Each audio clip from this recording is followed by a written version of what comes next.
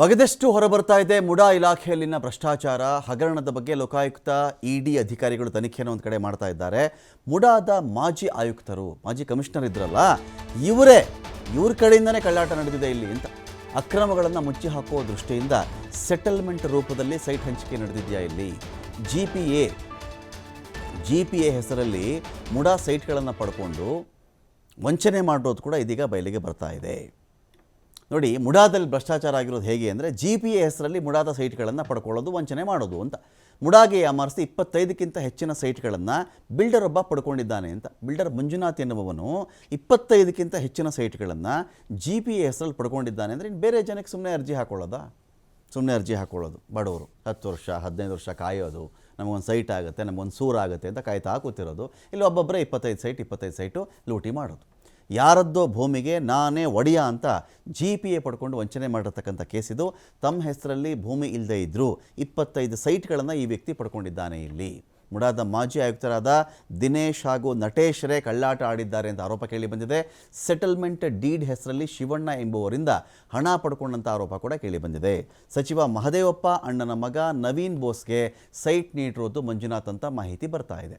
ಅನಾಮಧೇಯ ವ್ಯಕ್ತಿಯನ್ನು ಸೃಷ್ಟಿ ಮಾಡಿಕೊಂಡು ಜಿಪಿಎ ಮೂಲಕ ಸೈಟ್ಗಳನ್ನು ಪಡೆದಿರುವ ಬಿಲ್ಡರ್ ಇವರು. ಪಡೆದಂಥ ಸೈಟ್ಗಳನ್ನು ತನ್ನ ಹೆಂಡತಿ ಮಕ್ಕಳಿಗೆ ಹಂಚಿಕೊಂಡಿದ್ದಾನೆ ಮಂಜುನಾಥ್. ಹಾಗಾಗಿ ಇದೇನು ಸ್ಕ್ಯಾಮು ಅಂತ ಕೂಡ ಇದೀಗ ಇದರ ಬಗ್ಗೆ ತನಿಖೆ ಆಗಬೇಕು ಅಂತ ಹೇಳ್ತಾ ಇದ್ದಾರೆ.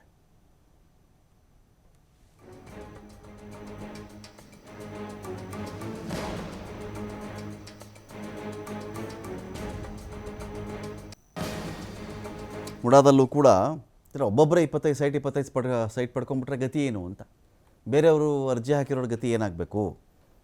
ಈ ವ್ಯಕ್ತಿದು ಜಮೀನೇ ಇಲ್ಲವಂತೆ. ಜಮೀನಿಲ್ಲ ಅಂದರೆ ನೀವು ಸೈಟ್ ಗೇಟ್ಗೆ ಅರ್ಜಿಯನ್ನು ಹಾಕ್ಕೊಂಡ್ರೆ ಮುಡಾದ ನಿಯಮಗಳ ಪ್ರಕಾರ ಮನುಷ್ಯ ಅರ್ಜಿಯನ್ನು ಹಾಕ್ಕೊಂಡಾಗ ಅವನ ಸರದಿ ಬಂದಾಗ ಅವ್ರನ್ನ ಸೈಟ್ ಕೊಡಬೇಕು ಅಂತಿರುತ್ತೆ. ಬಿ ಡಿ ಎದಲ್ಲಿ ಇರುತ್ತಲ್ಲ ಅದೇ ಥರನೇ ಬಿ ಡಿ ಎದಲ್ಲಿ ಅವ್ರ ಸರದಿ ಬಂದಾಗ ಅವ್ರಿಗೊಂದು ಸೈಟ್ ಸಿಗುತ್ತೆ, ಮನೆ ಕಟ್ಕೋತಾರೆ ಅಂತ ಹೇಳಿ. ಮುಡಾದಲ್ಲಿ ಈಗ ನಾವು ಬದಲಿ ನಿವೇಶನಗಳು ಮಾತನಾಡೋದು ಯಾವಾಗ ಅಂತ ಹೇಳಿದ್ರೆ, ಆ ವ್ಯಕ್ತಿ ಜಮೀನನ್ನು ಮುಡಾಗೇನಾದರೂ ಕೊಟ್ಟು ಅಥವಾ ಮುಡಾ ಒಂದು ಜಮೀನು ವಶಪಡಿಸಿಕೊಂಡು ಅದಕ್ಕೆ ಬದಲಿಯಾಗಿ ನಿವೇಶನ ಕೊಟ್ಟಾಗ ಅದು ಅಪ್ಲೈ ಆಗುತ್ತೆ. ಇಲ್ಲದೇ ಇದ್ದರೆ ವ್ಯಕ್ತಿಗೆ ನನಗೊಂದು ಮನೆ ಇಲ್ಲ, ಸೂರಿಲ್ಲ, ನನಗೊಂದು ಮನೆ ಬೇಕು, ನನಗೊಂದು ನಿವೇಶನ ಕೊಡಿ ಅಂತ ಹೇಳಿದ್ರೆ ಆಗ ಅರ್ಜಿ ಹಾಕ್ಕೊಂಡಿದ್ರೆ ಸರದಿಯ ಸಾಲಿನ ಪ್ರಕಾರವಾಗಿ ಆ ವ್ಯಕ್ತಿಗೆ ಸೈಟ್ ಸಿಗುತ್ತೆ. ಒಬ್ಬೊಬ್ಬರೇ ಒಂದು ಬಿಲ್ಡರ್ಗೇನು ಬರೋಣ ಮನೆಗೆ 25 ಸೈಟ್ ಅಂತೆ ನೋಡಿ. ಜಿಪಿಎ ಮಾಡಿಸ್ಕೊಳ್ಳೋದು, ಜಿಪಿಎ ಮಾಡಿಸ್ಕೊಂಡು 25 ಸೈಟ್ ನುಂಗಿರೋದು, ಅನಾಮಧೇಯ ವ್ಯಕ್ತಿಗಳ ಹೆಸರನ್ನು ಸೃಷ್ಟಿ ಮಾಡಿಬಿಟ್ಟು ಜಿಪಿಎ ಮೂಲಕ ಸೈಟ್ಗಳನ್ನು ಪಡ್ಕೊಂಡಿರೋದು. ಹೇಳೋರಿಲ್ಲ ಕೇಳೋರಿಲ್ಲ ಇದಕ್ಕೆ.